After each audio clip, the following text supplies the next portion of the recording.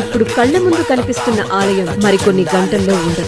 ఆలయంలో మహాదేవుని దర్శనం కావాలంటే గంటలు గంటలు ఎదురు చూడాల్సింది.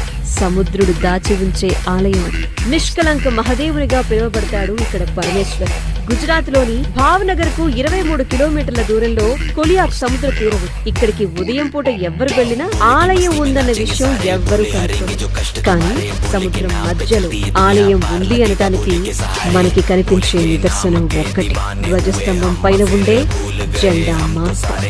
ఇక మధ్యాహ్న సమయానికి సముద్రం మెల్లగా వెనక్కి వెళ్లటంతో భక్తులు మహాదేవుని దర్శనం కోసం ముందుకు వెళుతూ ఉంటారు. సముద్రం మీదనే స్వామివారి దర్శనం ఆధారపడుతుంది.